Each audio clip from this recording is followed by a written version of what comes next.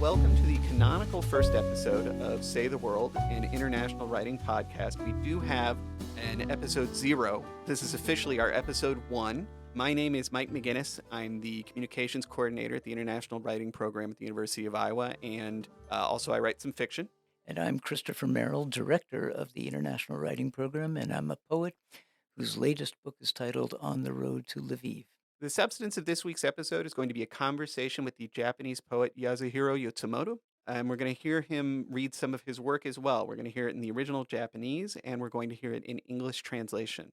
But we want to start by giving you a little bit of context for this conversation and the International Writing Program as an institution. Yasuhiro Yoshimoto came to us courtesy of Kendall Heitzman, professor of Japanese language and literature here at the University of Iowa. Kendall seems to know everybody interesting in literary circles in Japan, and he worked with us to find the finance and the time to make it possible for Yasuhiro to join us here in the fall residency. Right. So we talked about this a little bit in the previous episode, which may or may not exist. At the International Writing Program, one of our main flagship programs is the fall residency. And so each year for 10 or 11 weeks, in this case it was 11, we have writers come from all over the world. And in this case, it was 34 different writers. They work together, they live together, they have conversations, they get to know the community, and they hopefully write their own work. They continue with the work that brought them. And in fact, we usually don't have a very good idea about how they will interact when they get here. In fact, we have no idea how things are going to work out over the course of any given residence because we're bringing together so many writers from so many different places. And when we try to imagine what the fall residency will look like in the scheduling of readings and panel discussions and classroom visits and visits to other kinds of cultural events, we begin to develop ideas about how we think things will go, and they almost never go that way. And the pure delight and surprise of these encounters and exchanges with writers from around the world is something that we cherish. Yeah, I think that Yasuhiro might be one of the biggest, certainly one of the most positive surprises in the 2023 fall residency. He came and was immediately, when we were making our introductions, he was making jokes, he was cracking everybody up, he was really relaxed, he had a really warm presence. He had great English. Yes, which is helpful and facilitated interviewing him. Yeah, and he has quite a story. The fact is that he didn't really become a poet until he came to the United States to work in business and then to attend the Wharton School to secure an MBA, not your general apprenticeship to a life in poetry that we might imagine here in the United States. And one of the things I loved about his work right from the beginning, and he talked about it here, was the determination to write about finance and accounting in his first book, which is to say he was bringing into poetry a kind of language, a kind of way of looking at the world that heretofore had not existed. Of course, his poems have gone on to treat all sorts of different subjects since, but I thought, my God, a way into poetry through business seems not a very intuitive kind of decision, but it has worked remarkably well for this much acclaimed poet from Japan. Yeah, I think there's a voraciousness for opportunities in language, right? That there was that was sort of the material at hand to some extent and something that could be brought in to sort of energize the work. And you see other kinds of things entering in that same way throughout his career. And it worked the same magic here in the fall residency. After we recorded, he composed quite by accident a group poem with the other writers in the WhatsApp platform that began with him noticing an empty cup in that little wasteland behind his room. The writers in the Iowa House Hotel half get window views of the Iowa River, which is quite beautiful, and the other half get a view of a kind of wasteland between two buildings. And he noticed that paper cup getting blown about by the wind, wrote a few lines about it in WhatsApp.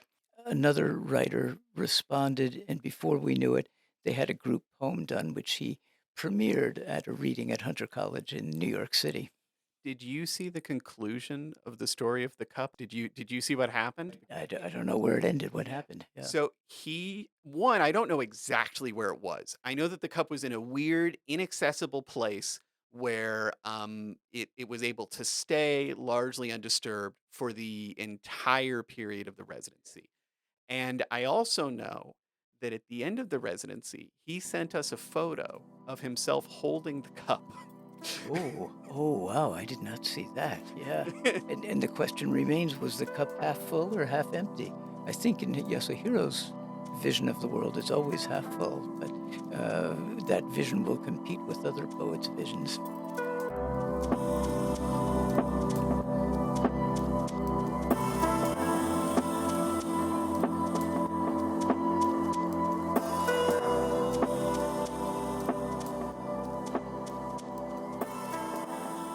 Kuma no yama ni hairu to yama ga jibun ni haitte kuru. Enter into the mountain, then the mountain enters into me.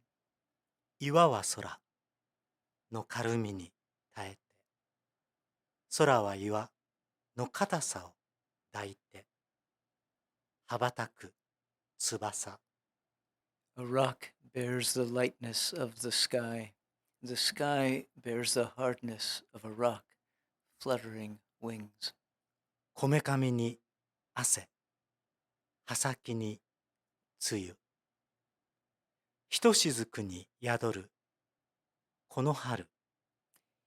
Beads of sweat on the temple, dew on the tips of the leaves. Capsuled in a droplet, is this spring? 苔に指、目をつむる。森が目覚める。Fingertips on the moss, eyes shut, woods awaken. 道を行く自分の背中を見ている。I walk on the road, watching my back. 尾根は謳歌する女。目でめでる国の柔肌。The ridge is a woman lying down, soft skin of the country caressed with eyes. ホトトギスがたどたどしく告げる今。空に波紋が広がる。A cuckoo totteringly tells the time is now. A ripple spreads in the sky. 山と雲を混ぜて海遠ざかる船影。なんと深い表。Mountains and clouds mixed into the sea. A boat receding away. What a deep surface. 宙に描く終わりのない丸に浮かぶ一葉。 Draw in the air. A circle without an end. In it, floating leaf. Hi, my name is Yasuhiro Yotsumoto. I was born in Japan, Osaka, but grew up mostly in Hiroshima, studied in Tokyo, and I left Japan in my youth when I was 26 and spent more than 30 years outside Japan. First in the United States. Actually, I spent 4 years in the Midwest, in Illinois, and more than 25 years in Germany, Europe. But all along, while I was outside Japan, I have been writing poetry in Japanese and have published about 17 books of poetry collection, a couple of novels, essays, and half a dozen books of translation of classic world poetry and contemporary poems from the poets that I actually met in the poetry festivals around the world. 3 years ago, in the middle of pandemic, I came home back to Japan, mostly because of my aging father.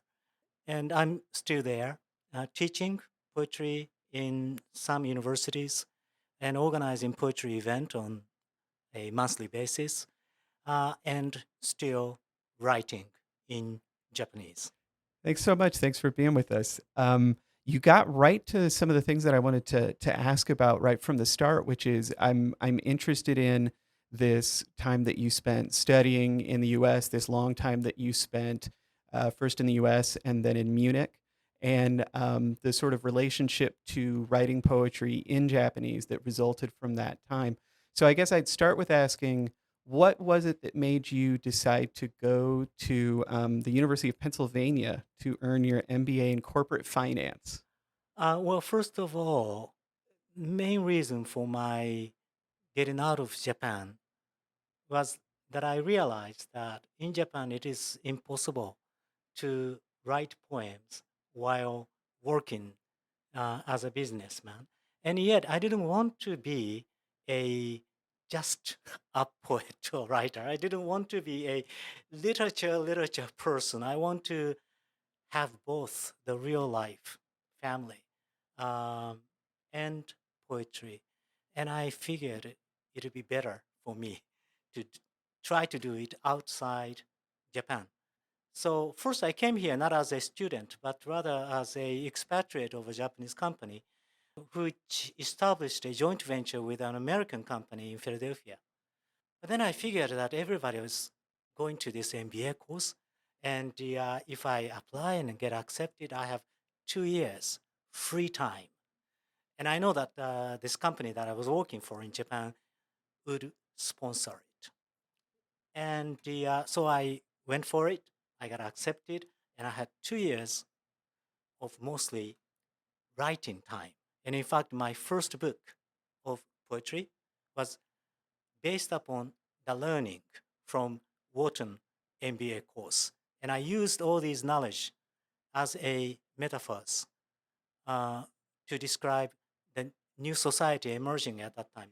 That, I think, inspired this poem I love of yours titled Accounting. And it makes me think that in some ways, your project, at least in the early years of your writing poetry, was to bring into poetry, into contemporary Japanese poetry, the language of the world of finance. You were expanding the horizon and expanding the vocabulary in the same way that, let's say, W.H. Auden moved to New York in part to be able to find ways to bring American slang into his English poems. Yes, exactly. I was very conscious of that. I still, to this day, I always try to expand or stretch the rim of the Japanese poetry. So my getting out of Japan, come to the United States or Europe, and my writing trying to be beyond the border of a conventional Japanese poetry is essentially the same thing. Did you have any fear during all those years away from Japan that you might lose contact with Japanese? I'm thinking of famous poets in exile like Czesław Miłosz from Poland or Joseph Brodsky from Russia, fearing that they would not have their language would atrophy. Absolutely.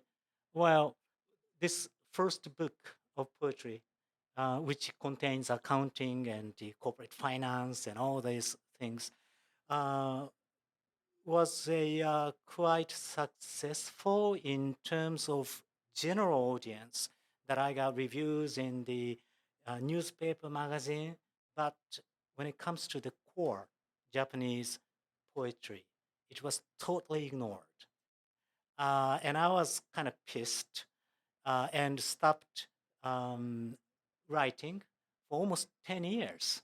During that period of time, I was writing just to myself and mostly translation of the American or British or Irish poems and try to stay away from Japanese poetry in general. But you were translating these American and British poems and Irish poems into Japanese. Just for my own joy or consolation. Then what made you start writing again for a larger public? Was there a precipitating event? Yeah, well, no particular incident, but I think over that 10 years, I think it worked rather well for my finding my own voice of writing and deepening my poetic endeavor. So I started to feel that, oh, I'm really getting there and I want to share it. On the other hand, the Japanese poetry circle itself has changed. You see, when I published my first book, that was the beginning of 1990, in the middle of bubble economy. And the Japanese poetry circle was sort of dominated by a very intellectual, super difficult, postmodern writings that I couldn't understand at all. Mostly the professors of New French philosophy who was writing poetry. But to me, it was kind of normalized over the next decade or so. So I got the new editors who I could talk with, get connected with. I shared my writing over the past 10 years, and he liked it. So my second book came after this 10 years interval.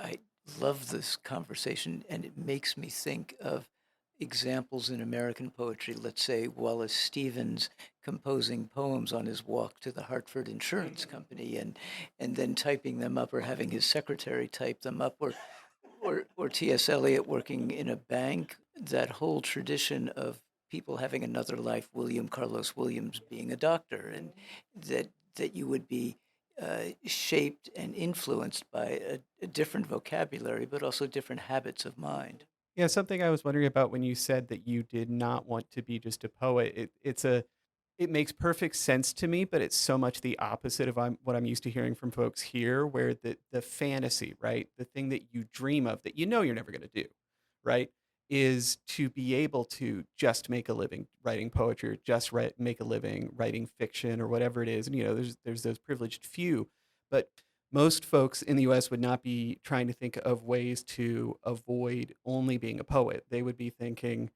please, is there any way I can just be a poet? So I'm wondering, what was it that made you feel strongly that you did not want to just be a poet? What was the thing that you were afraid you would miss out on? Or Well, because the kind of poems that I really like are not the poems for the sake of poetry, not the poems for the sake of literature. Those are the poems that really taught me what it is to live or to love.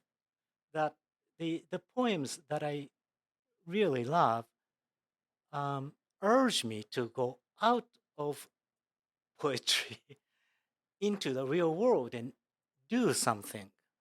So naturally, I didn't want to let that part go. I thought that there should be a way to have them both and keep some delicate balance between the two. It strikes me that this is, in its own reverse way, what the American poet Gary Snyder did when he moved to Japan to study Zen Buddhism, but also not to be immersed entirely in a literary culture. As he would later say, it's important for poets to learn how to garden, how to do carpentry, all the different forms of labor that one might engage in, because at the very least it will clean up your metaphors, right? I love him. I love all the poets that you just mentioned in the past 5 minutes. But Gary Snyder, of course. But it's not so easy from the materialistic and practical viewpoint. I could keep the balance that I came here, got MBA so that I can earn enough money to indulge in writing here and there. Then I got 2 kids in Illinois, raised family, and the whole family moved to Germany. So on that level, it went okay, but in the mental level, I felt at some point that it's not so easy. If one side is true, the other part got to be false, and vice versa. So I quit working and spent almost 5 years, mostly hopping from one poetry festival to another all over the world. Tell us about this very beautiful poem, Kumano. What was the inspiration for that, and what does Kumano mean? Kumano is the mountain area of Japan, right south of Kyoto, which became very famous pilgrim route, starting from the mid age around 12th to 13th century, right about the same time that Santiago de Compostela became popular in Europe. First, I walked with my wife and family Santiago de Compostela, and became friends with some Spanish people and writers, and they asked me, take us to Kumano and let's walk Kumano together. So I led them and walked this quite challenging, harsh mountain roads for about 1 week. And this poem is out of that experience. And it's a little bit of the parody or imitation of a freestyle haiku poems written in the mid 20th century. And once again, as I try to go beyond the boundary of contemporary poem, mainstream, to the business jargon and all that, I am consciously trying to get out of that and reach the classic or fixed form poetry, which is completely in a different circle or society from the contemporary freestyle poets. So you're reinvigorating a tradition. Oh, yes, but in a little bit funny way, because the reason why I was interested in this style of free verse poem is a friend of mine, a poet in Turkey, translated one of those freestyle haiku poets into Turkish and asked me to write an introduction. And other than that, I will not encounter that. So it is via Turkish poets that I came to learn about that tradition, and then I try to capture it in myself. And tell me how things have changed for you now that you're back in Japan and living a different kind of life there. How has the poetry changed, or has it? Yes, that's a big story. In general, I was surprised at how poetry is needed and wanted among young generation. I started to teach, and to my surprise, there are so many students. And originally, I was teaching theory, poetics, but students seems to be interested more in writing themselves and reading the poems written by their classmates. So it has changed over the past 2, 3 years more into a workshop style, which to me is a good news.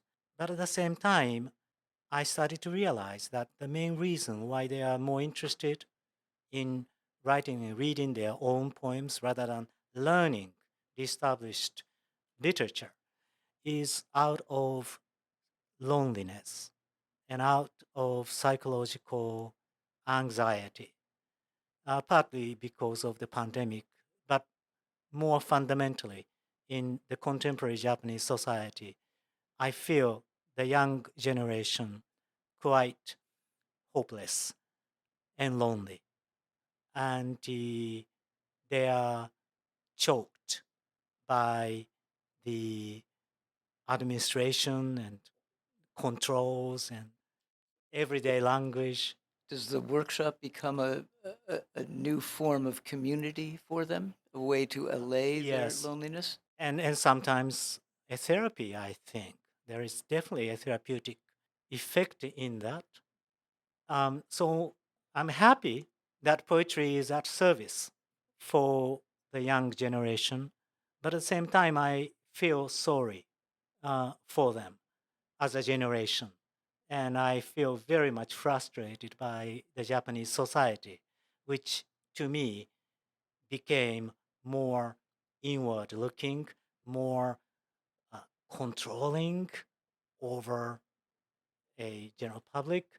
Uh, that it's quite suffocating. So I didn't expect that I be so critical about Japan today before coming back, but now I felt like I'm living in a strange country. Do you feel an obligation with your students to steer them toward other poets to read besides themselves?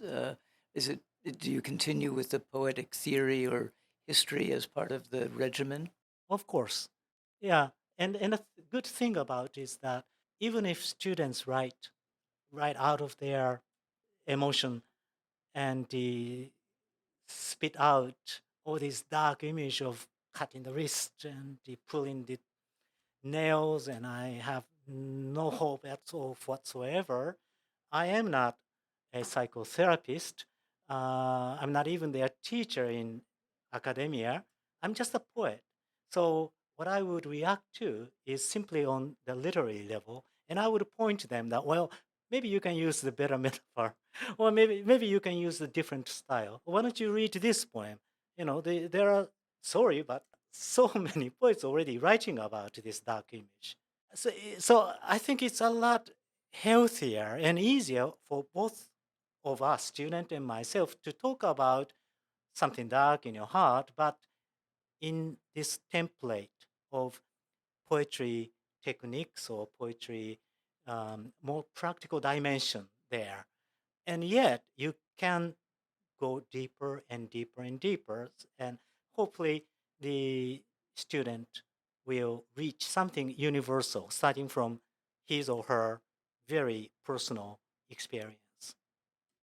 When you talk about the isolation that you feel like young people are experiencing, I thought about you mentioned that you do monthly sort of live poetry events, and I'm wondering if that is your effort to, or part of your efforts to, bring in that sense of community and help people connect with each other a little bit more.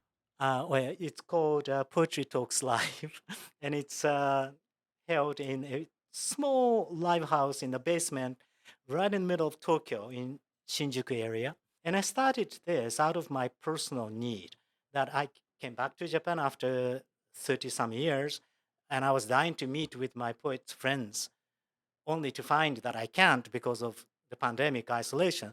So I started to do this on Zoom. But then a year or so later, we could change it into live. But still, it was mainly to me to talk with my poets, friends, or translators and scholars.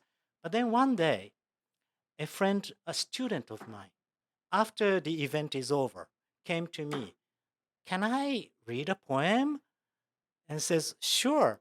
Then she just went to this microphone, which was still left on the stage, and read her poem. Then another student went there, and setting off this tradition of open mic after the main event. The main event always starts from 7 in the evening, finish at 9, and we used to be just drinking.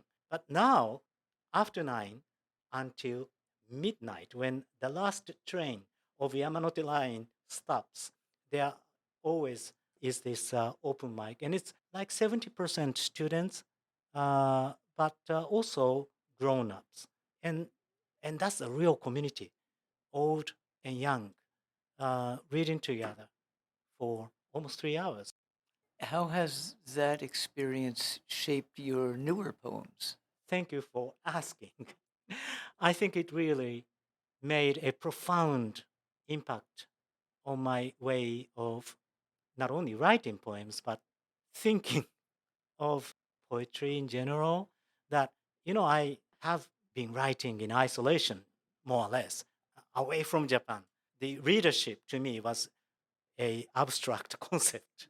And now I see people screaming and shouting and whispering and crying their poems, oftentimes without any text, oftentimes uh, out of pure improvisation.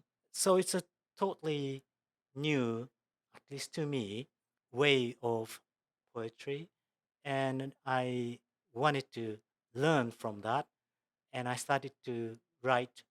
In fact, the first series of poems was for this female student who came to the microphone and he started this tradition because that was the day before she left Tokyo to go back home, dropping out of university, dropping out of my course because of her psychological problem.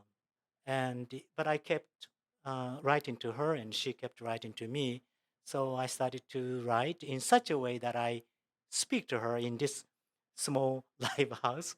And just before coming to Iowa, that became a book called Song Rain. So it's not poetry, but more of a song to be sung in a live house. Could you read a little of that for us? Even if it's not translated, we could hear the Sure, music, right? sure. Well, I read the title song, Song Rain. 今日は雨の代わりに歌が降っているから傘は置いていこう。歌に濡れよう。歌を浴びて猫が歩いている。トラックも走っている。地面は光っている。ここがここになるずっと前から歌が降っていた。今がもう今ではなくなった後にも歌は降り続けるだろう。歌が降っている。僕はまだ歌わない。歌が降っている。死んだら僕も歌になるのか。歌が降っている。紫陽花の花びらに、ナメクジの角に、人の唇に、歌に歌われて、言葉が舞い散ってゆく。道端の排水溝に消えてゆく。雲一つない空の青の向こうから、歌は音もなく染み出して、あるとないの境目に降り注ぐ。It's something that you can quite easily hear and understand without looking at the texts in a very plain Japanese. That's something I have learned from students. So now you're here in Iowa for the International Writing Program, and I wonder if you're finding that same kind of community with the other 30 some odd writers that we have gathered from around the world. This community of IWP writers quite amazing that from almost day one, very close with each other, and every morning at the breakfast room. I don't normally eat breakfast, but I'm going there only to sit down on a table every morning, very curious who will be there and what we can talk about. But also, I'm very grateful that I am invited to the classroom of some the Japanese literature courses or translation courses, and meet already 2-3 times the students there, and I'm hoping to connect them with my students in Japan over Zoom while I'm still here. And in fact, I'm in cooperation with Professor Kendall Heitzman, promoting this project of Japanese students write their poems, send to Iowa students, and Iowa students translate them into English. And the IWP students, IWP poets' works, Japanese students will translate into Japanese. And I'm hoping that we can all get together and read one after another, English, Japanese, Japanese, English. Because my sense is that the loneliness you have discovered in among the Japanese youth is matched in its own way in American youth, partly because of the pandemic and partly for other kinds of reasons. So there may be some common ground, common poetic ground discovered there. I truly think so. I've sat down with many IWP poets in this breakfast room, and some of the poets, like Mary from Fiji, talks about that. Amazing. She's also teaching. She was teaching poetry in Fiji to students and prisoners in a prison. And this loneliness seems to be very international, unfortunately. I consider it one of my goals to ask really naive questions. Why are we lonely? I know that's a big question, but I feel like I have to ask, like, why are people feeling so lonely right now? Why is this, both with the young people that you're working with in Japan, but also just globally? This German philosopher, Arendt, she talks about loneliness versus solitude. Solitude is being alone, but loneliness is something that you feel in the midst of crowd. And that's what we are all feeling today in the crowded subway or in the midst of Facebook and Twitter and all these things. We are isolated. And a Japanese poet by the name of Kaneko Mitsuharu, during the wartime, wrote probably one of the very few anti-war poems, and he was not able to publish it at all. But in it, he's saying that it is this loneliness that is making us Japanese go into this war. The loneliness propels each one of us into this crazy fighting. And Arndt also discussed it was loneliness in Germany that gave birth to Nazism.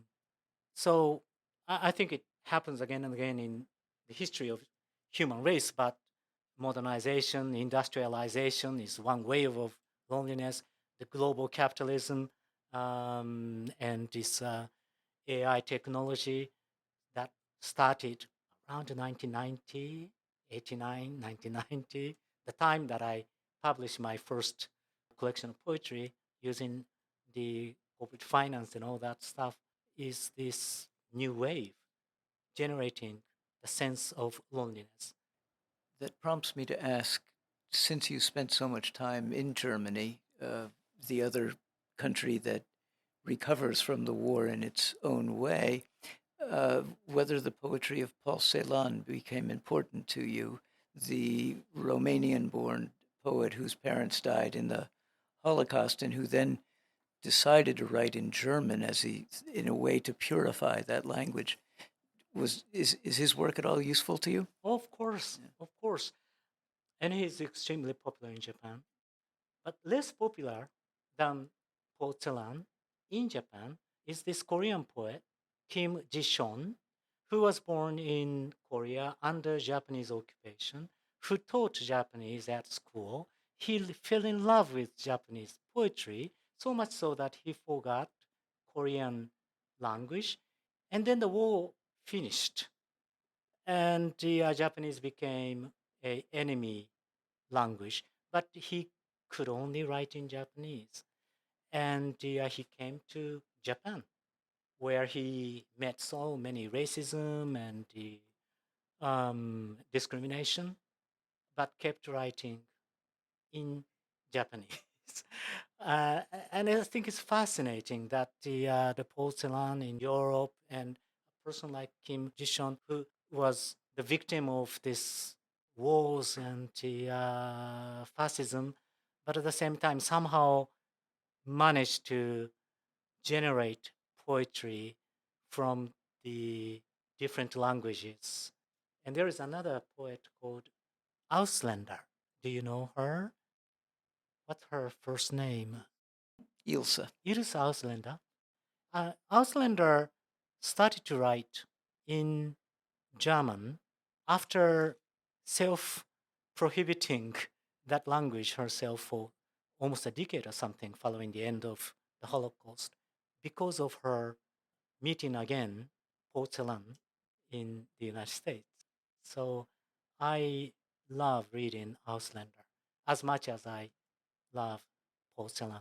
And it's a dynamic that is being reproduced now among Ukrainian poets who grew up perhaps in Russian, especially those in the eastern part of Ukraine, who have made the deliberate decision now to write only in Ukrainian. And the conflict between the two countries plays itself out in different cultural ways. To move from Ceylon to your own practice as a poet, Ceylon translated just always. He was translating from German into French, French into German. He famously translated Emily Dickinson into German, and his a very astute biographer and translator, John Felstener, then retranslated his Dickinson translations back into English, and they sound like nothing like Emily Dickinson. But you have devoted a good part of your life to translating American, English, Irish poets into Japanese, and perhaps the other way. How has the act and the art of translation shaped your own practice as a writer and shaped your own thinking as a poet? My poem or poetry started with translation. I started writing poems in Japanese since when I was 12 or 13 years old, but I was never satisfied with my writing until when I was 26, came to the United States, Philadelphia, that was, spent 1 year. I read all the Japanese books that I brought from Japan. And one day, I just wrote some silly poem in English. Then I just went on translating them back into Japanese. When I saw that Japanese, I thought I found poetry for me. So that was the only time that I go to English and then back translate into Japanese. But even though I actually did not do that, I think all the poems I wrote after that is the translation of something inside me into Japanese, as opposed to Japanese from the beginning. And you can't tell the difference, of course, but I believe that it is a different language. Then, as I said, I was pissed when my first book, which I thought is quite amazing, to be honest, didn't cause any reaction from a core circle of the contemporary Japanese poetry. I stayed away from poems, and especially the Japanese poems. But a close friend of mine spent a year in Ireland in his sabbatical period. He's an Irish literature scholar, and he introduced me many Irish poets, and that's in the middle of 1990. So the Irish poem was really getting strong, and I was honestly blown up by some of them. I also found Simon Armitage in a Dublin bookstore, and I ended up translating it. But anyway, it was through reading those Irish and English poems that brought me back to poetry. And that process of coming to poetry is rather different from my first experience of finding poetry when I was 12 or 13 or 14. There I was reading Japanese text, and I could feel poetry on my skin. In contrast, when I was reading Seamus Heaney or Simon Armitage, at first it's just English words. I couldn't feel so much. But as I read it again and again, look up a dictionary, try to translate myself, it's almost like peeling a layer after layer and getting deeper. And somehow, when you go through the layer of language, you felt that you are touching the silent body of poetry itself. And that was a brand new experience for me. So that's kind of my second recognition of the function of translation as a core mechanism of writing poetry. What a brilliant answer. I love the notion of translating back an English poem back into English becoming the springboard for a lifelong preoccupation with writing Japanese poetry. I have sort of maybe another naive question that connects to that and to some of the things that you said earlier about wanting to bring the language of business, bring other language into your poetry in Japanese. the first poem in the writing sample that you gave us that we share online, folks can find these at iwp.uiowa.edu. It's self-translated, right? And so I was so curious when it is so important to you to how you're imagining your work, this translation into Japanese from yourself and from other things that you're bringing in from your experience. When you then translate from that into English, what's being translated then? To be honest, I write in many different ways and styles, and I cannot translate some of them, which is, for example, a language experimental poems or have so many references to the Japanese heritage of poetry. I tend to translate something easy to understand, a narrative poem, a storytelling poem. And I always try to use as ordinary vocabularies as possible. I do not want to get into a very poetic vocabulary. So it's kind of easy. And I could probably use ChatGPT for that kind of poetry. I wonder if there is like one experience. You lived in the Midwest for several years, so I was maybe less of a surprise for you than it is for a lot of folks who are coming to IWP. But I'm curious if there is one sort of quintessential Iowa experience so far, one thing that has kind of been Iowa for you. To me, it's a bit of paradise, that I live in the middle of campus, the library, the museum, swimming gym, the theaters, beautiful bookstore, lots of bars, all within the 10 minutes walking distance. I told you that I've been trying to have both the real life and literature, but here I don't have real life at all. I'm totally indulged and immersed in intellectual and literary pleasure. I feel almost guilty, but I have never experienced this in in the United States. This is the first time that I let myself go and indulge upon it, and that's my Iowa experience.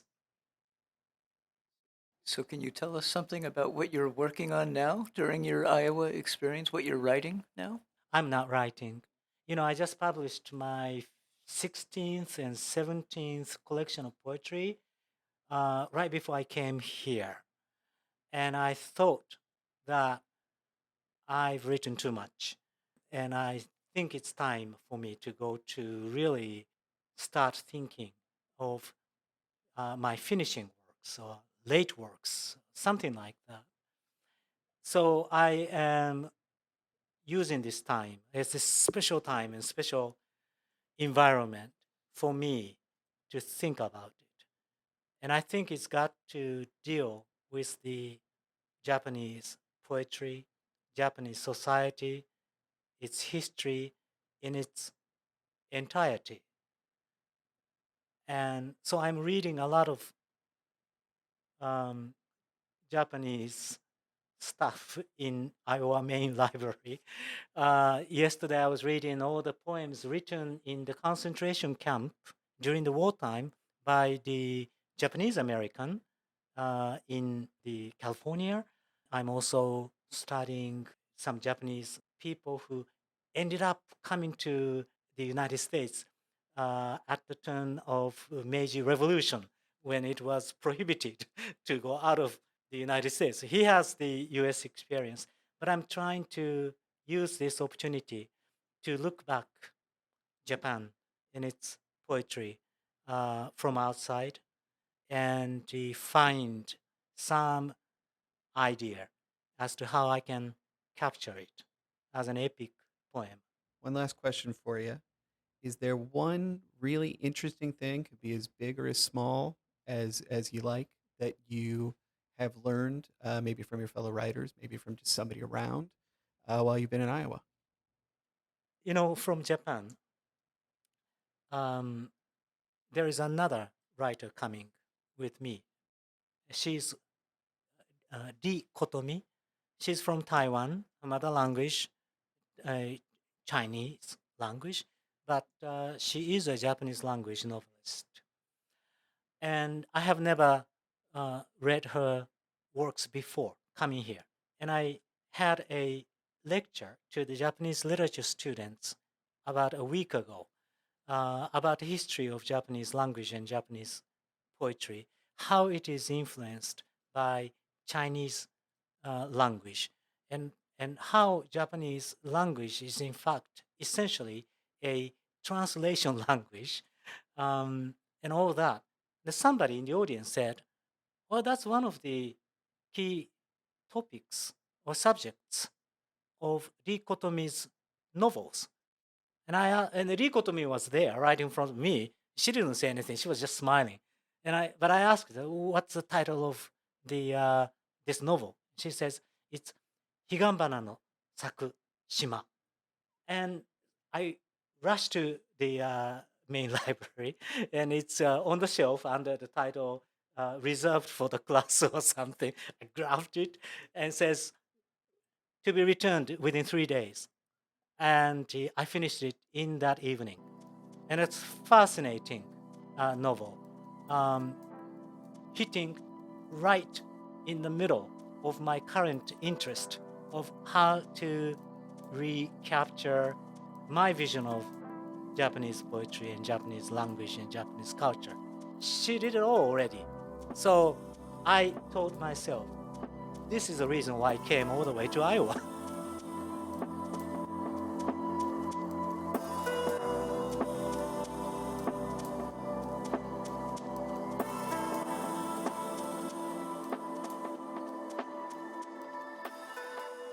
Accounting. First, imagine an infinitely vast wasteland spreading in front of you. Second, draw a straight line from your feet to the horizon. Look, this is our world as a whole and the watershed that divides it. All the elements in this world must maintain perfect balance between both sides of the line. In other words, right and left, that's the key. Okay, then, place what you own on the left and what you owe by acquiring your possessions on the right. For example, pleasure and reproduction, beauty and poison, being alive now and dying someday. A young zelk of a tree and lost memories. Whatever you do, you should not bring in a concept such as chaos, for the world is finally acquiring order. Cast away anything that doesn't fit this system beyond the horizon, even if it turns out to be yourself. 会計。まず眼前に広がる果てしない荒野を想像してみたまえ。次に、君の足元から地平線に向かって一本の直線を引く。見たまえ、これが世界の全体、そしてそれを分割する分水嶺だ。世界に包括されるすべての因子は、この分水嶺を中心として完全なるバランスを保たねばならない。要するに、右と左、これが基本だ。さて、左側には君の所有するもの。右側にはその取得に際して発生した債務を排する。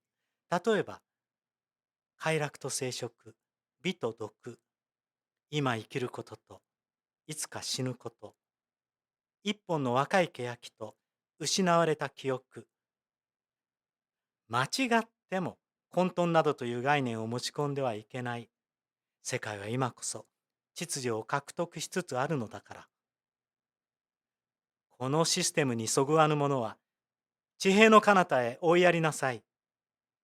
たとえそれが君自身であったとしても。Say the World, an international writing podcast, is a production of the International Writing Program at the University of Iowa. IWP programming is primarily funded by the University of Iowa and the Bureau of Educational and Cultural Affairs at the U.S. Department of State, with additional funding provided by organizations like the Doris Duke Foundation, as well as donors like you. If you'd like to donate to the IWP, go to bit.ly/IWP-support. Links to further information and additional credits for this episode are in the show notes.